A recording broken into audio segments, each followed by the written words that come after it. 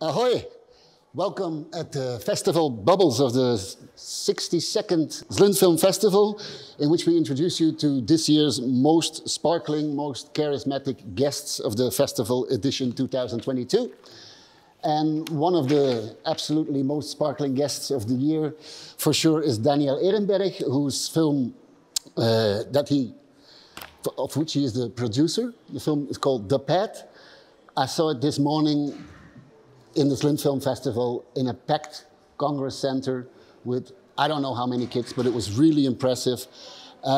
Before we can talk about the film and the details, maybe you should introduce the film in 5 sentences. Like, what is it about? What is the basic story?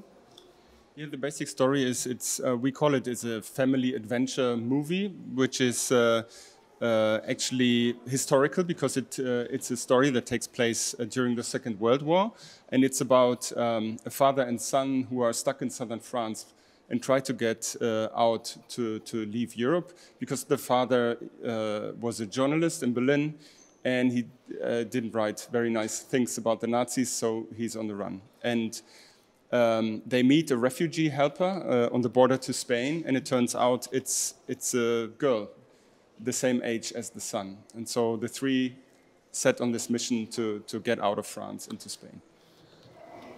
I heard you saying on stage this morning that the topic of the film recently became much more relevant, unfortunately. Can you explain and maybe point out a few parallels that you see between the storyline of the film and the things that are going on today? I mean, Rüdiger Bertram, the original writer of the screenplay and a novel that also exists with the same name, he had the idea to tell a story about refugees in the aftermath of the refugee crisis in 2015. And at that time, he read a book. It's an autobiography of Lisa Fitko, who was actually a refugee helper in that time in France. And he was inspired by that, and he wanted to tell a story about children fleeing war. And as it turned out, when we released the film in February this year, only a few weeks later, Russia invaded Ukraine, and it became ever more obvious that the importance of solidarity amongst nations and the solidarity for refugees, no matter where they come from, is a very relevant topic and now moved even closer to us. Are there particular details in the storyline that make you think of what is going on today, like specific things happening throughout the story? I mean, there's always this game between father and son. They are playing good and bad. And so whoever they meet, they are constantly having to find out whether these are good or bad people. Are they people who could help them out of France, or could they be people that could arrest them the next minute? So, and it turns out that on both sides, and no matter which nationalities, there are people that help them, but also people that don't help them. And I think nowadays, we saw a huge solidarity among the border of Ukraine from all the neighboring countries and also from the countries where refugees from the Ukraine then went to. And yeah, I think the parallel is there. So I was touched by one specific quote in the film when they ask, or the boy asks his father about how important are we on top of the list of most wanted people? Then father says, well, Hitler will not have sleepless nights about us, which told me a lot about how anonymous these people are. They are on the run, their whole life is falling apart, but they don't have a face. They are not super important for the people who are really deciding about war. I mean, it was also important to us that, of course, there needed to be a reason why the father was on the run. And in this film, we wanted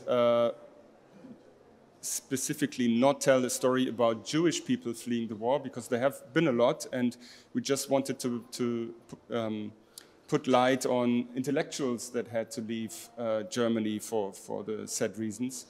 And of course, there were very prominent figures, but also less prominent figures. And yeah, we wanted to tell a story about a less prominent figure, also to make it easier, maybe, hopefully, for everyone to emphasize with them and to identify with them. Let's talk about the production. Many scenes were shot in seemingly remote mountain landscapes, bare landscapes with rocks and snow.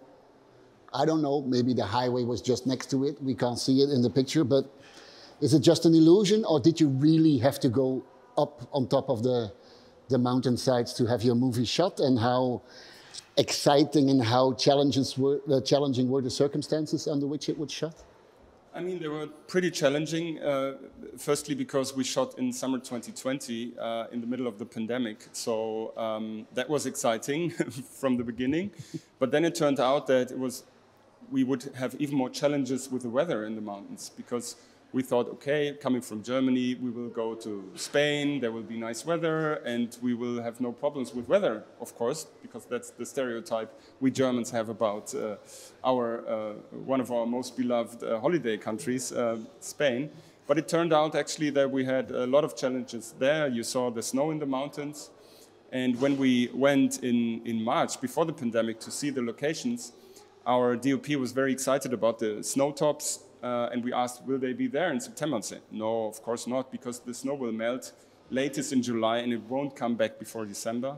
And it turned out that one day when we wanted to shoot at the highest region where we were planning to shoot, actually we had 3 centimeters of snow there. And so we couldn't shoot there because nobody would have believed that in the story, because the snow would have appeared from nowhere.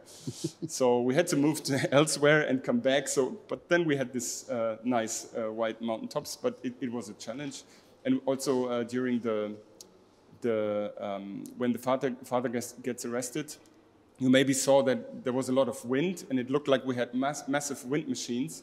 But actually we didn't. It was the Transmontana, a famous wind there blowing across the mountains.